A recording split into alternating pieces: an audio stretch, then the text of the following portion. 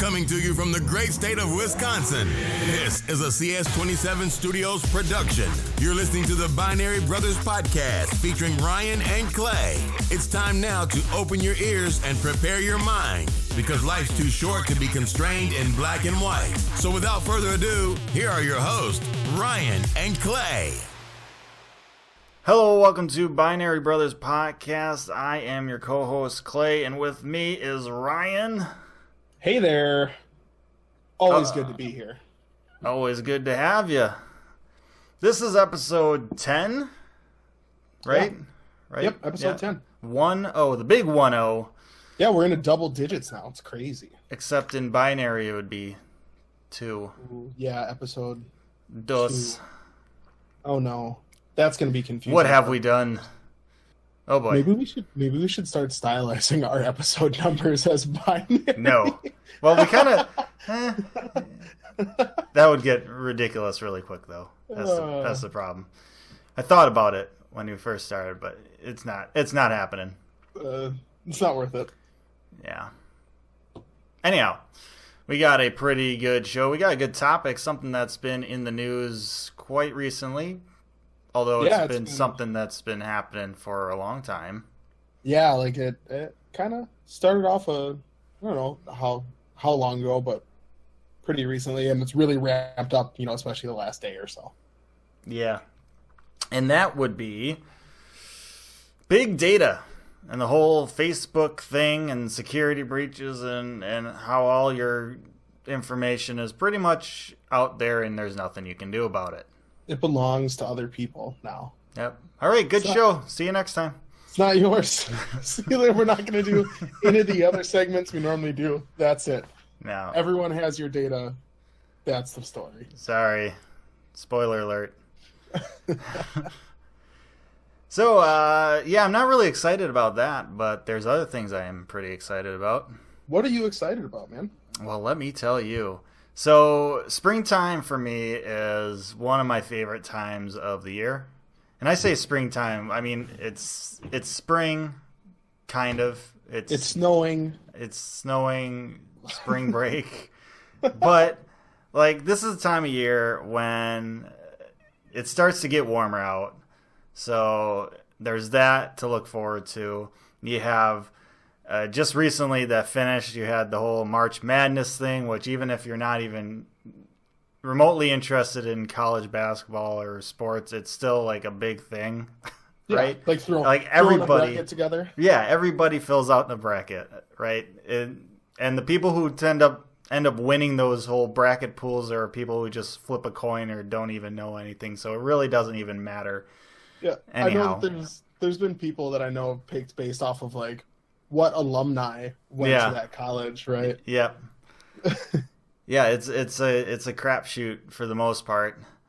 And then you have baseball starting up, opening day and everything. And even if you're not a big baseball fan, the fact that baseball kind of signals warmer weather and just kind of going and tailgating and hanging out at the ballpark is still fun, even if you think baseball is pretty boring in itself. So there's that, and then the Masters started today, which for any of you who are golf fans, oh my god, it's my favorite tournament of the year.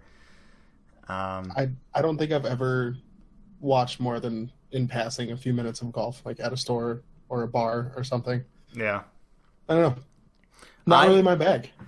I have, and I get it. I understand it because it's kind of similar to how some people view baseball. It's pretty boring to watch. Yeah. For me, I mean, I play golf, so I can understand how difficult things are that they're doing. Right.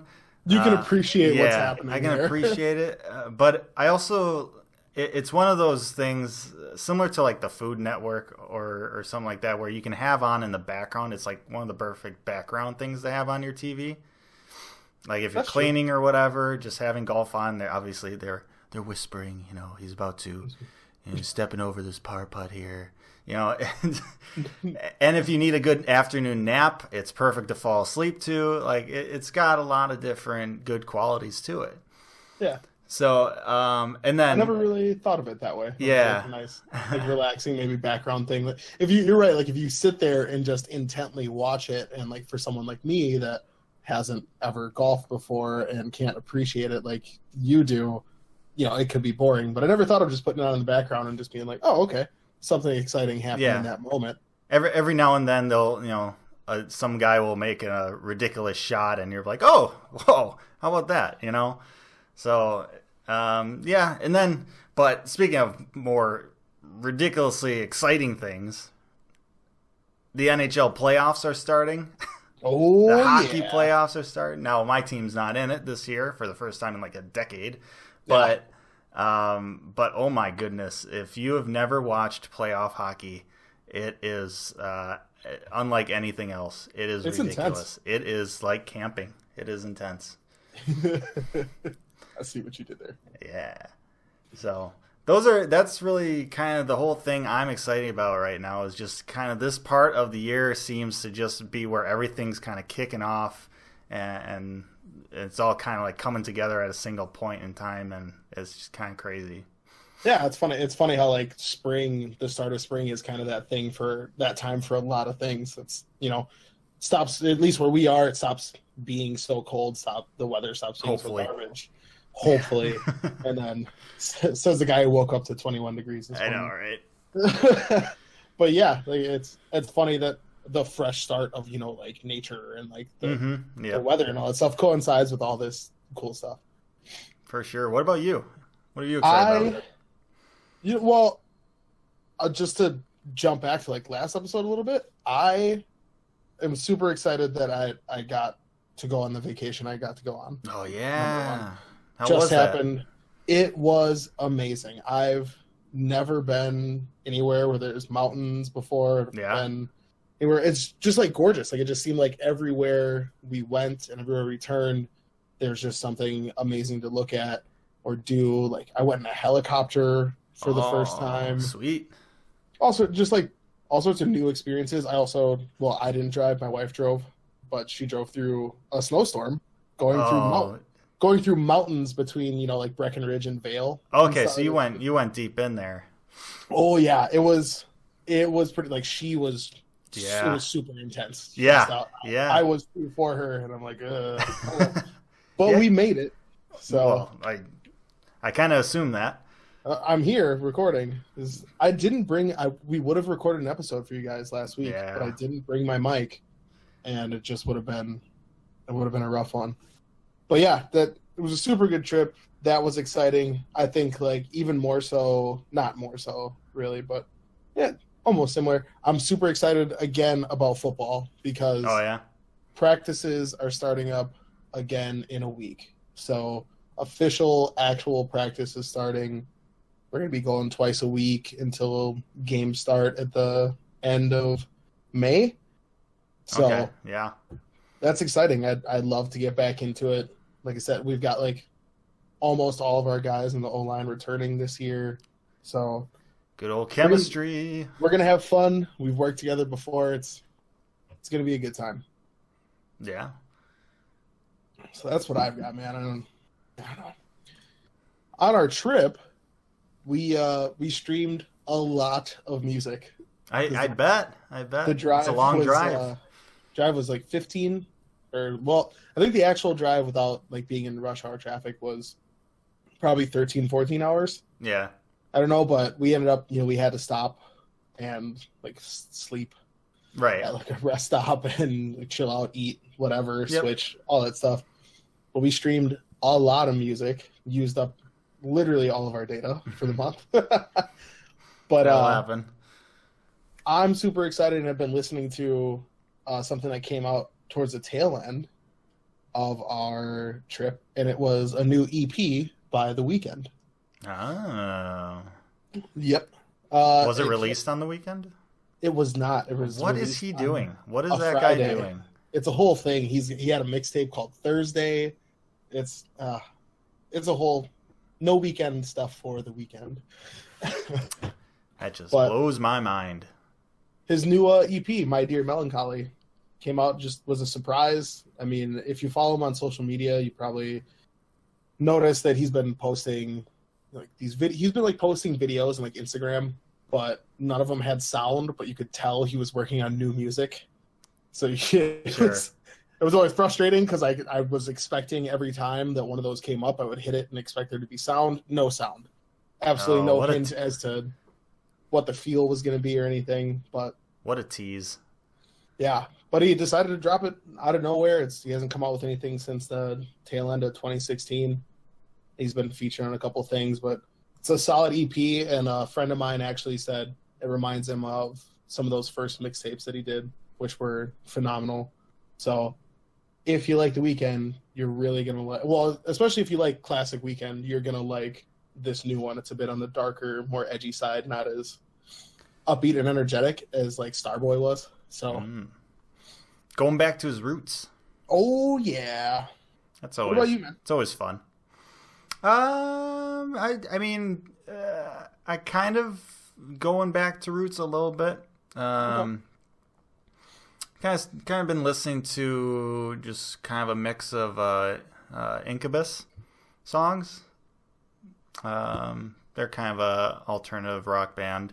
Yeah, a lot of mostly their older stuff, not much of their newer stuff, some of it, but yeah, I don't know. It's I don't know how like into it I've really been. It's just something that I just have found myself listening to. It's not something I'm like, hey, I'm really digging this. I just gotta listen to some more Incubus. It's just they got good stuff to listen to, and I just have found myself kind of putting on that mix quite a lot recently. So that's solid.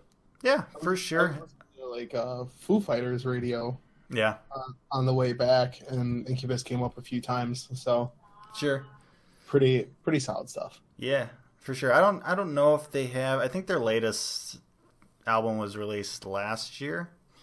I didn't really think there was all that much great on it, but yeah, it is what it is. You have some good albums, you have some bad albums. You can't always have the best albums. You can't. It's tough. Even the best bands go through weird phases, right? Some rough phases. Like there was that Linkin Park album. Like all of them. Well, okay.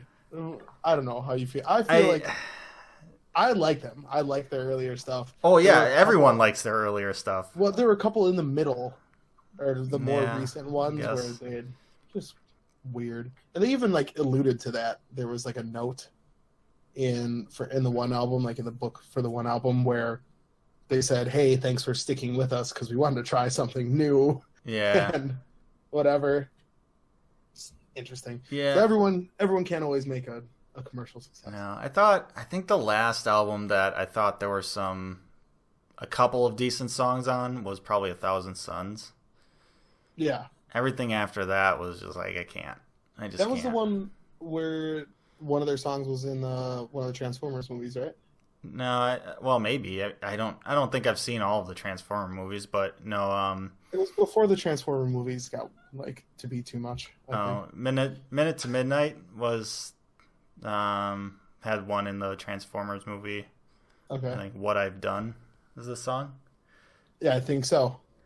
That's it. That was their third album, or their album right after Meteora. That was the first album where people were like, that wasn't, like the first two albums. It wasn't like new metal type. It was more kind of, I don't know how I'll explain it. Really, it's like, it was something. It was that.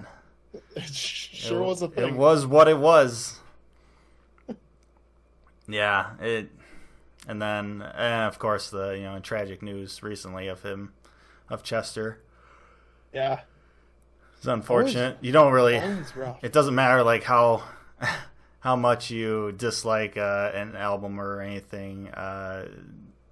The fact that these artists get so much hate, personal attacks for things they just create. Yeah, they're just unreal. And I don't know how much it really played into it, but it certainly can wear on people, and and you could tell there's some mental issues, depression issues. It's not something you wish on anyone, and it sucks that people kind of stoop to those levels for anything, really. It's almost like people think, especially when people are celebrities and whatnot, you are a public figure and you open yourself up to have people say things, but it's like you wouldn't say things like that to regular people on the street or anything. Like, people just go nuts on the internet. And just even, I don't know. It's crazy. Like, I think that people treat famous people or just public figures in general so differently. And it's a phenomenon, for sure. It's just weird. I know. It is really weird. But speaking of famous people and stuff like that.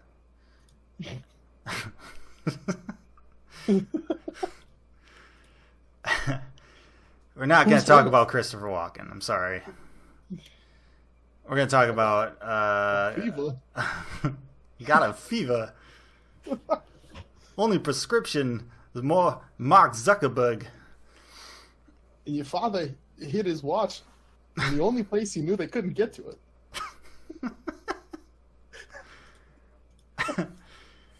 So Mark Zuckerberg and Facebook and all that stuff coming out recently. Yeah. Oh, man. They kind of blew it. Did they, though? I don't know. Did they? This is going to go, here's my prediction. This is going to go just like the whole Equifax thing, and people are going to forget about it. And the government's just going to give Facebook a bunch of money and keep their contract with Facebook like they did with Equifax, even though they totally messed up. You know that was a thing? Yeah. Yeah, I know about it. I'm not happy about it. The old. I'm not sending hate mail to anyone. Equifax I'm not wishing for people to die over it. No, because I'm not a crazy person. It's just please do better for the sake of humanity. No, but I mean, I guess you're right in that it will blow over. It's going because it always does. Like, it doesn't matter if you use Facebook, you're gonna probably keep using Facebook. You know, the majority of people are too ingrained into it, right? Like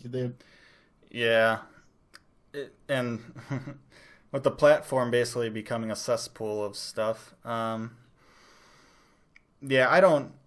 haven't really used it all that much, I used to not use it at all, and then just recently, or within the last few years, I kind of reactivated my account, but that's only because I have, like, the Binary Brothers podcast page and other pages like that I just kind of maintain.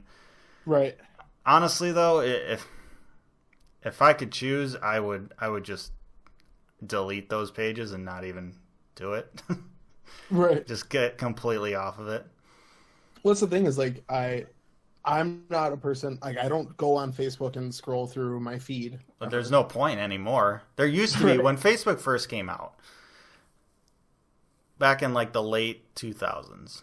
Back in the 80s. Back in the 80s. Back in my day. When Facebook kind of first came out, or first kind of was used by the masses, it actually was pretty good platform for keeping up with people and being able to see what everyone's doing and people posting pictures and funny stuff. And now it's just advertisements and other crap that you really don't clickbait. And of course, everyone who uses it now also shares the same meme or same videos and crap and that stuff. Was on Reddit 3 days ago. Yeah. And you kind of see that as well with, like, Instagram and the other social media platforms. Obviously, Instagram is owned by Facebook, but you kind of start seeing the same thing with Twitter a little bit. It's not as bad, but it still sucks. Yeah, it's not as prevalent on Twitter. Like Twitter has, I feel like their slipping in of ads and stuff is a lot more subtle. Yeah. If anything, I don't know. I would agree with you. It is a little bit more subtle, but the fact that all these social media platforms have started going towards, non-chronological order. Oh, it kills me. In the feeds, just so they can make ads kind of feel more natural and everything is just, I'm with you. It sucks. When Instagram changed their feed from chronological to their algorithm to figure out what you'd be most interested in, it threw me off so much, because every time you go on there, you'll see something, and it could be by one account, one person, and it'll be from 2 days ago. And then you'll scroll down and you'll go through 5-6 more pictures, and then there's a picture from that same person from an hour ago. Yeah. And it throws the whole thing off. It doesn't make, like, there's times when people post things, or at least they used to post things in an order for a reason. Right, yeah. Things are, like, posts are connected to one another. And that just throws off that whole thing, and it doesn't really do me all that much good. Like, if you follow too many things, that you have so much stuff that you're just, like, legitimately not interested in some things that you just wouldn't eventually see, whatever. I don't know. Scroll past it. It's, like you said, it's not doing much of anything besides helping them make those, like, random ads feel more natural. Yeah. And that's, it's the moneymaker for them, right? Yeah. You have to make money somehow. And to please advertisers, you got to make sure their ads are getting seen, their marketing, Get yourself a free watch, just pay the shipping. Yeah. I did that once. Did you really? I did one of those. Yeah, I did one of those. And it's funny because I paid probably $10 for shipping for this watch. Yeah. And I clicked the ad, and I went to the site, and it was hilarious because they had this, time remaining or watches remaining counter. Oh, yeah. And then I went back out of the ad and hit the ad again, and it just randomly resets. Oh, yeah. Whatever. Like, it's all just there. They've got an unlimited quantity of those watches. And I'm like, sure, whatever. I'll pay the shipping. And it unashamedly just came straight from China and took like 6-7 weeks to get to me. I forgot that I ordered it. And it shows up, and I'm like, what is this package with Chinese lettering? I have no idea. It's a watch. Oh. And it's a cheap watch. Yeah. But it's funny because when $10. I wear it, people are like, oh, that's a really nice watch. And I have watches that are worth way more than that watch is. Right. And people are like, oh, naturally. I love your Instagram ad China watch. Yay. Yeah. And that's how China gets away with it, right? People are willing to do that, willing to buy stuff like that. Well, like you said, they have to make money somehow. And they make, again, another thing with this whole, getting back to Facebook and their leak, if you want to call it that, is your data, like who you are, what you're doing, like your habits, worth something to every company on the internet, right? Right. If there's a service that's free, like Facebook, you're the customer, or you're the product. Sorry. Right. And it's like people say this is a leak, and it's not really technically, right? Because they gave Cambridge Analytica access, right, to this stuff. Through whatever roundabout way it happened, like they gave access to it, and I'm sure someone received something for it. Yeah. At least Cambridge Analytica did, and I doubt they didn't pay those profits forward in some way. But like you said, if it's a free service, you're the product, and I don't know. It's gonna, like you said, it's gonna blow over. Well, yeah, and here's the thing though: our data, all the information on you that you could probably think of, all your sensitive data, all that stuff, your social security number, all the things that for whatever reason actually are supposed to be identified as you. Yeah. and are tied to so many things. All that stuff, it's already out there. Whether or not this data, or we had this report where Facebook, had this quote unquote leak, your data was already out there. People have it. Somebody has it. Someone's got it, right? Someone's got your credit card. Someone's got your social security number. Someone's got your mother's maiden name. It's out there. As right. much as hard as you try to be secure with whatever you're doing, your data's out there. Yeah, in some way, shape, or form, it is out there, and it's really only a matter of time before something ridiculous happens. Yeah, I mean, like with the whole Equifax thing, right? Like, I had to get a credit report in order to get my first apartment. Yep. So I used Equifax and I put in all this data. Mm-hmm. And so it's something like a lot of people just end up having to do at some point. Like you apply for some job, like applying for a job. Hopefully that company has their stuff together and it doesn't get anywhere. But again, like you're putting that data out there in some way, and you just have to assume. I think everyone should just live assuming that if you put data somewhere, someone else will eventually get to it or can eventually get to it. If you filled out forms, paper forms, doesn't even have to be online. Leaked. That data has probably made its way to a server somewhere. It's probably been faxed. It's probably been scanned. It's gotten read from some computer program. Even though you filled it out on paper, it's out there. Right.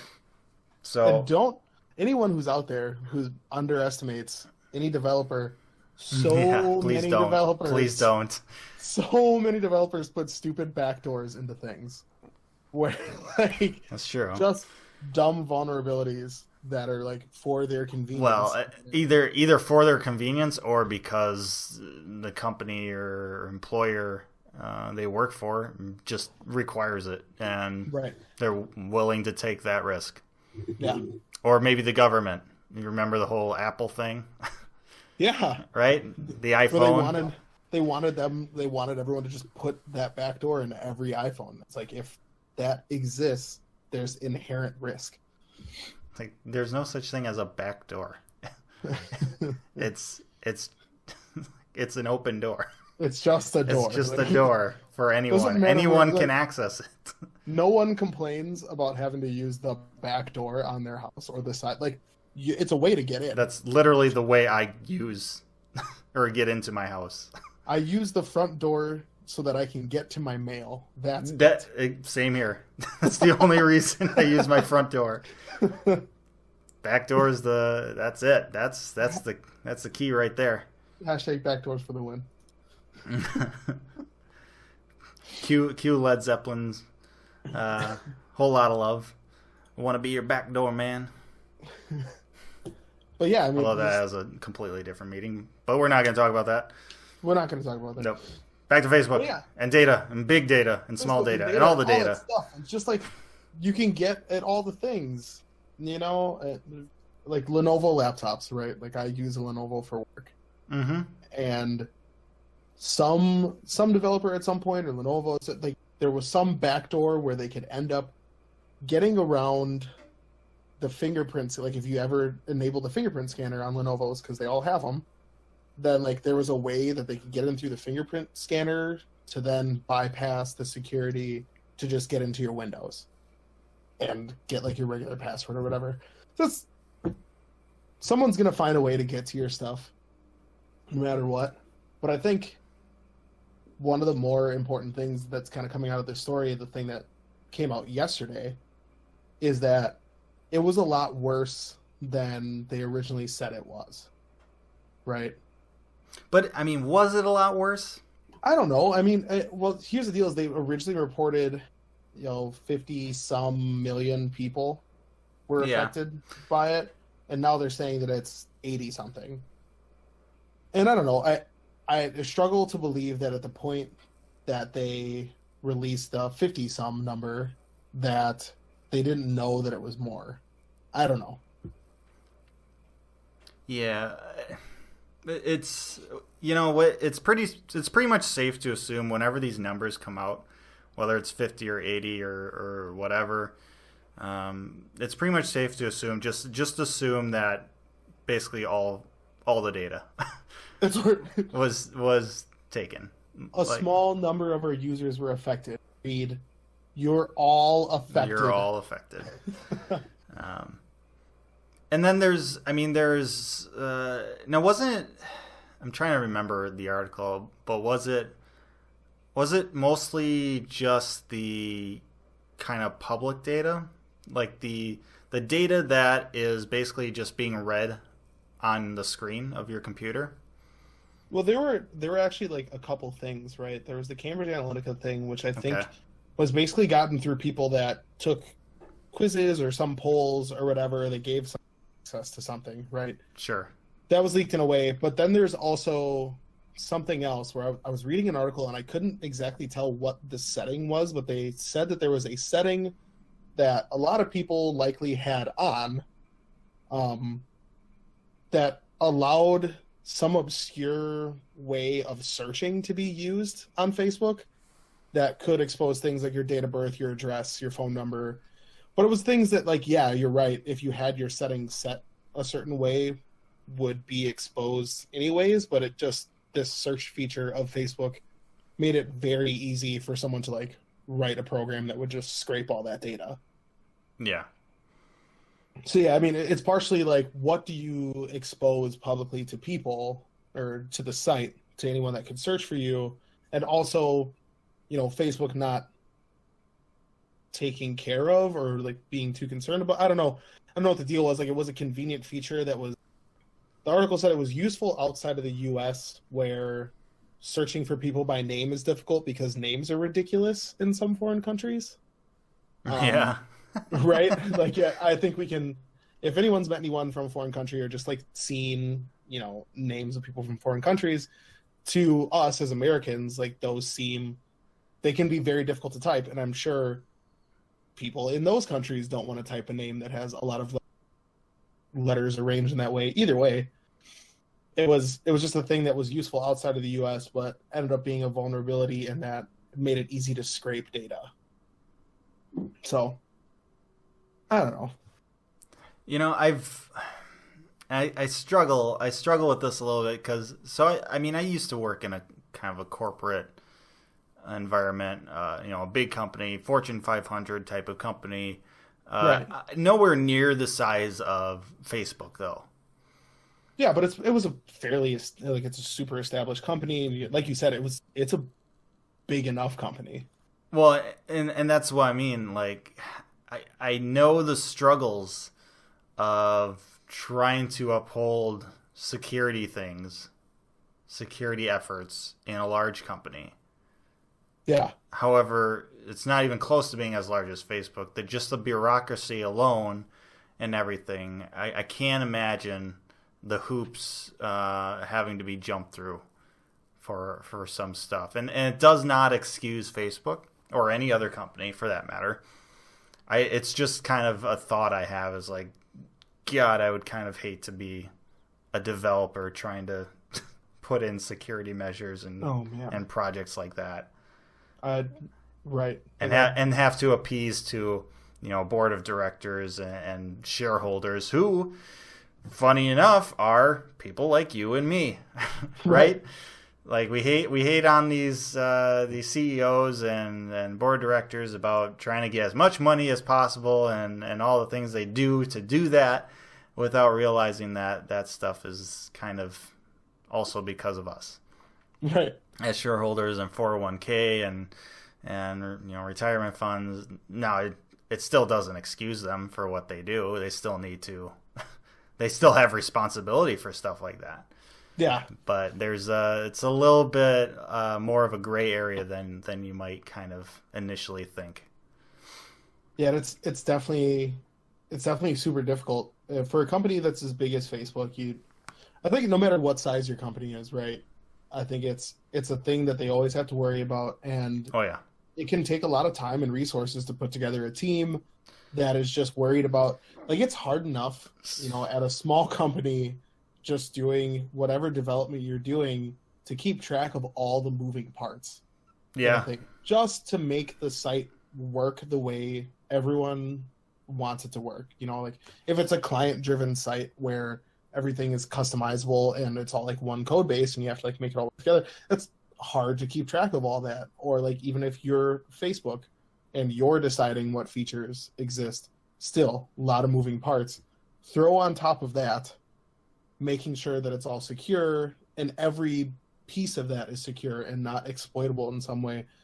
Like you said, it's almost honestly it's almost impossible. In fact, it really is impossible. There's no site out there that is 100% secure. It just isn't. There's no real way to make it 100% secure. There is somebody out there somewhere who's gonna find a backdoor, and it doesn't even have to be a coding backdoor. It's gonna be a lot of the times you when people quote unquote hack a site or something. Social engineering. Exactly. You find Karen in HR. She gives you a password and you're in. That's it. You get one person that tapes their password to their screen. Yep. And there you go. It only takes one. It only takes one. And opens doors. Opens back doors and front doors. All the garage doors. Skylights. Skylights, yes. All of them. And it's the whole thing. It's funny you say that. Like, social engineering is the way that a lot of people get to other people's data, because I know of someone right now who, through their work email system, they've been just like, there's been like clickbait things that are getting people's passwords that's been running rampant through their system. So like someone got an email at some point that said, hey, and just for everyone listening, if you get an email and you're unsure as to whether or not it's from who it's from or it seems weird, you can always click, the from address and see who it's from. And if it is weird, it'll be like some random chain of letters and numbers at xyzbusiness.com or something stupid, right? It's just, they show up as, your friend Clay. So you click the link and then it asks you to log in. Boom, there you go. Start spreading these emails through everything. Yeah. It's getting at everyone's stuff. And of course, then you have also, the elderly who are being taken advantage of. Seeing things like that. I mean, they don't really know any better, right? You can't really blame them. Right. I say check the email address that it's from, but, you're right. People that are older have no idea. They'll just look at who it says it's from and be like, oh, well, Sweet Johnny just sent me an email. Ryan! Sweet Johnny just sent me another email. We're going to Hawaii. Grandpa, do not click that link. I'm clicking it. Don't put your password in. I've got my pants on. I'm clicking it. What do your pants have to do with anything? Don't you worry about my pants. It's just it's a whole thing. It's hard. Like you have to guard yourself against this stuff, but like we've said, there's no site is bulletproof. No way to store data is super, like, the most secure thing ever. Someone's going to get at it.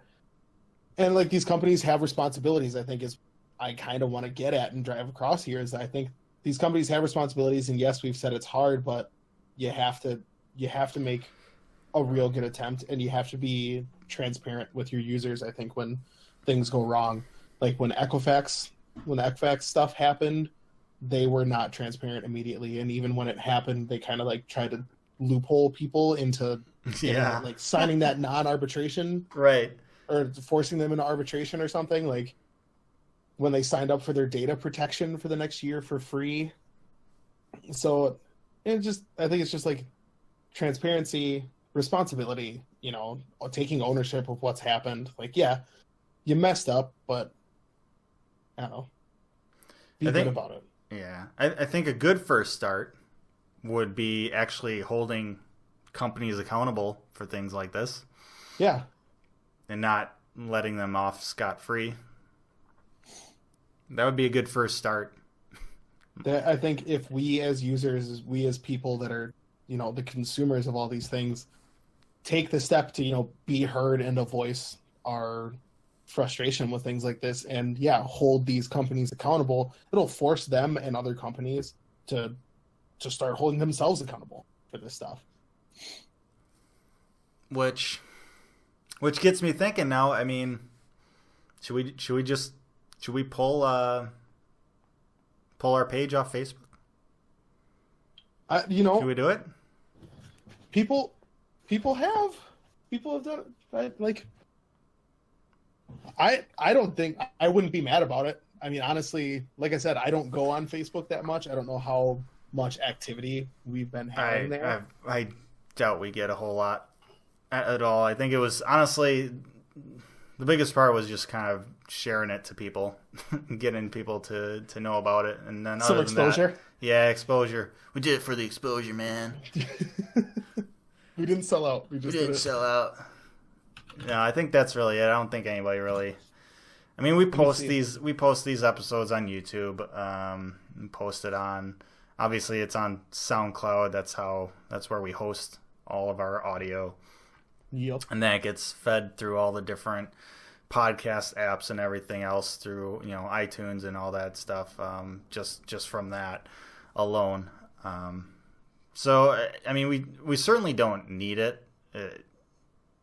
Honestly, social media is just kind of the whole, trying to get it out there part of it. Yeah. Right. It's the easiest.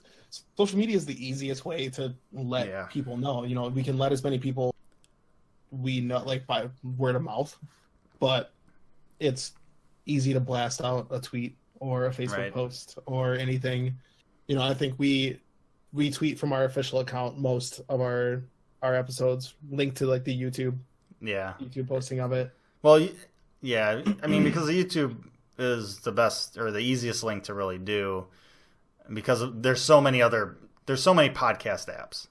Yeah. And if you're subscribed to us on a podcast app, you should get some sort of notification in your feed whenever it gets, a new episode is out anyhow. Right. But yeah, YouTube is it's just kind of the easiest link to do without having to gather a crap ton of different unique links from all the different, platforms, right? Yeah. But I've always wondered how people do like those OmniLink things. I don't know. Like The Weeknd posted a link, and it'll take you to wherever is appropriate, or like give you your option. Those are kind of neat, but I feel like that's probably something you have to pay for. Probably. We don't have a whole lot of budget in this. We don't have a lot of budget at this point. I mean, it was a decent spend of money to even get the big hosting on SoundCloud for this. Yeah. Because SoundCloud's not free. You gotta pay for. Well, it is free for like so many minutes of audio, but when you have hour-long podcasts, you reach that limit quite quickly. Real quick. So we pay for the unlimited plan because we appreciate all you listeners and everything. Our best fans, the best listeners ever. We're the best around. No one's ever gonna take us down? I don't know. I honestly don't know. Something like that. But it's a thing. The only problem I have with taking our page down off Facebook, and obviously this would make us a hypocrite for keeping it on,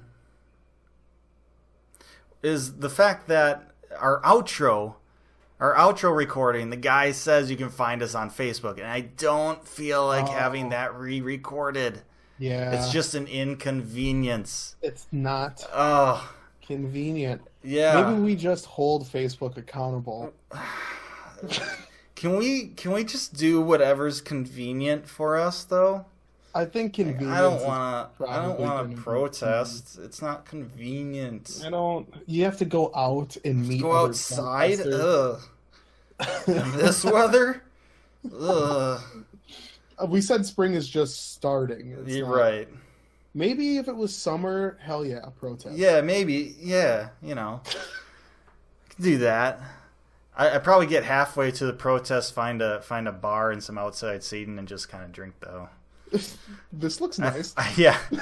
Ooh, look at this place. Hold on, let me pregame for this protest. There's a bar around the corner. What do you know? We keep seeing it, and we want to go. What do you know? This protest it's over. But I spent all this time at this bar. It was a lovely time, though. I had 8 or 12 beers. Yeah, it was great. All right, let's Uber it back. No sense going now. Hey, at least you were responsible and took an Uber.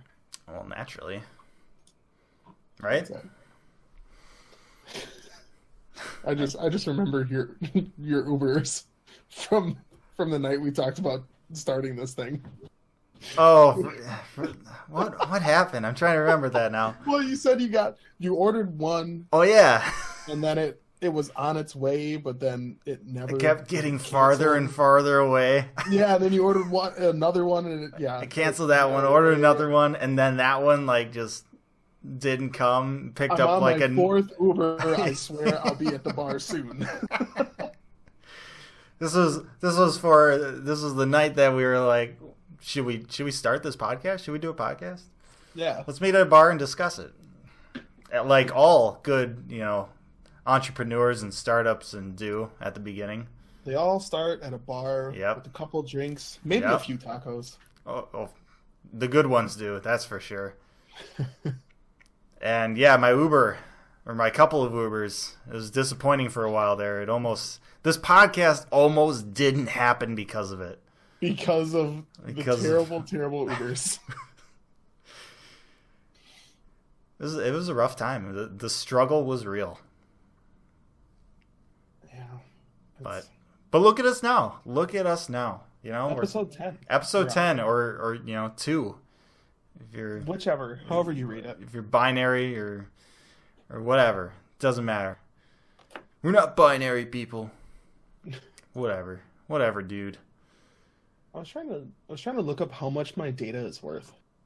Whenever I go on a long road trip like that, and I've really only gone on one, and it was a long time ago, and I definitely did not do this at that time, so disregard that whole thing. But whenever I do go on road trips, now, I'm going to be on the road for a while. And I'm going to be doing this in about a month now when I drive to Toronto. I have a big playlist of songs that I just download onto my phone and then just play it from there. I don't even deal with the data. I've got a good playlist. I got a big, what I call feel good playlist. Ooh. It's got some good, feel good songs on it there. And it's stuff I can listen to for a while. And it's got a good mix and it lasts for a good time. So a good, long car ride, no problem. No problem at all. No data used. It's all good. Yeah, I tried to cache some radio stations, some stuff. Yeah. Didn't work out. Burned through it. Well, 15 hours or 14 hours, it's a long time. I don't know if my playlist is definitely, I can tell you right now, it's definitely not 14 hours long, so it would it would repeat a few times, but get a little bit of rotation in there. Get some rotation, but there's a good enough mix, and they're good songs. I don't know if I'd mind. Be like, oh, this song again, cool, fun stuff. I'd like to hear this one again at some point in the future. Yeah, that'll be a 9-hour drive, so that won't be all that bad. It won't be as bad. It won't be that bad. Although I gotta make sure I'm avoiding Gary, Indiana. Oh, let me tell you.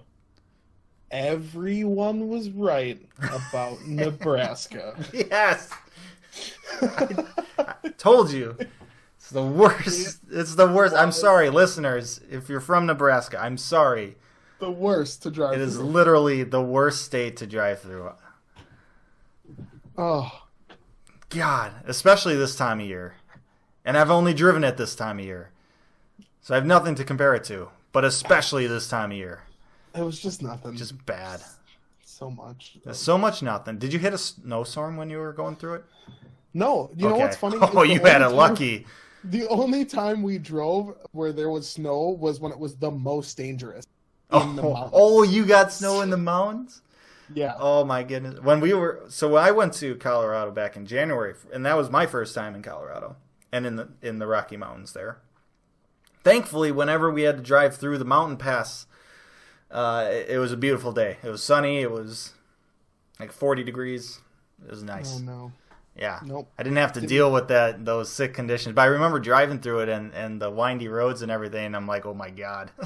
This would be terrible with snow. It's windy. It's like all downhill or all uphill, and you got semis pulling over to put chains. Yep. Chains mandated by law. Yep.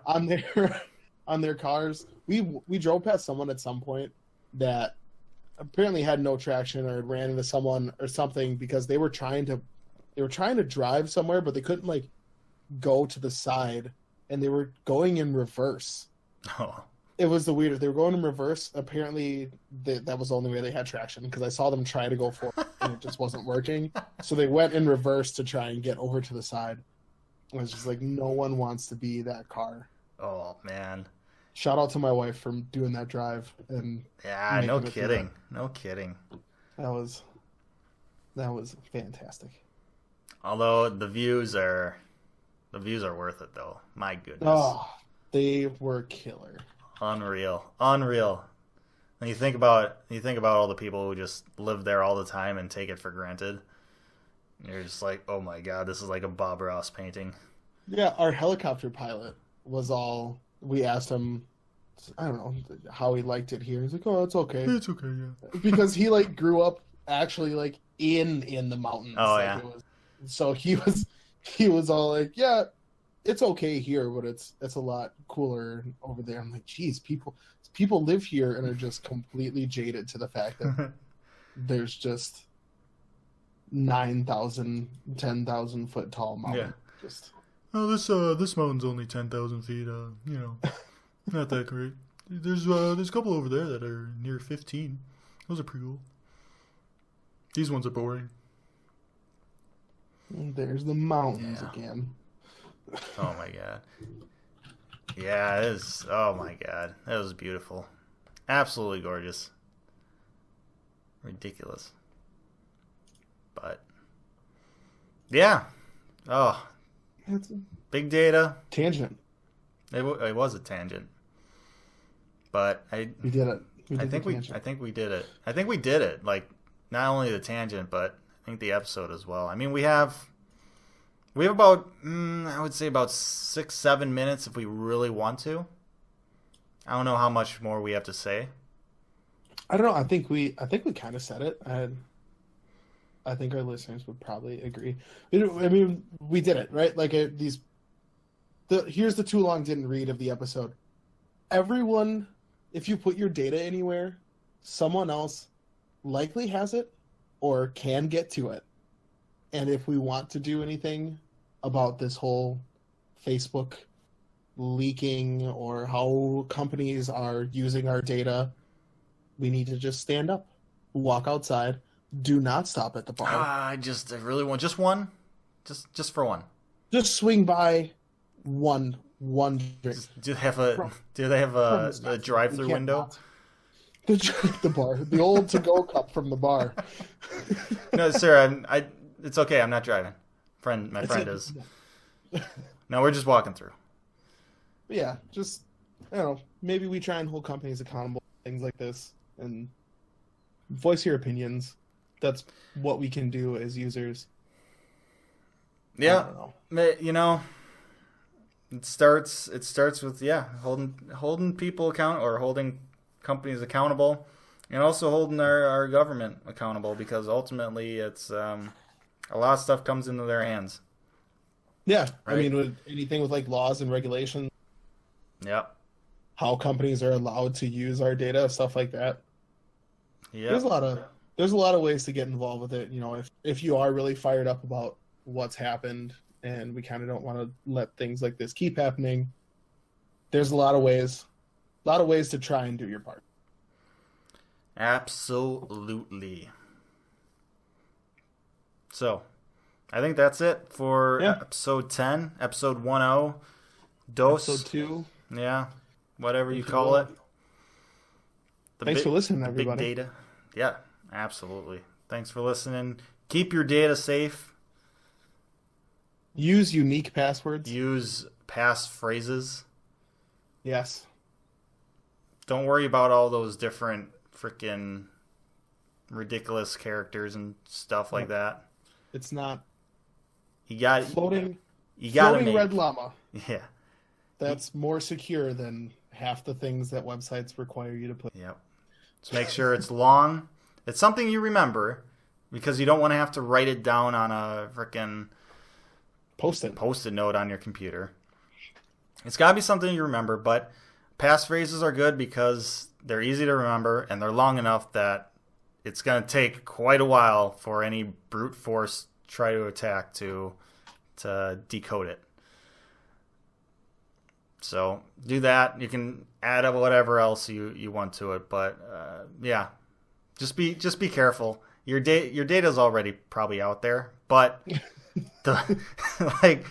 I'm sorry, it's kind of the truth. Like everyone, if you ever had to do any adult things, if you've been an adult, your data's out there. However, adulting, you definitely already have your data out there, but maybe if you haven't adulted. Well, even if you have adulted, what you can control is from here on out. So might as well do your best to control what you can control. Be the best you can. That's all we really ask. Be the best you. Thanks for listening to this episode of the Binary Brothers Podcast. We can't wait for you to tune in next time. But until then, make sure to find us on Facebook, Twitter, Instagram, YouTube, SoundCloud, and BinaryBrothersPodcast.com.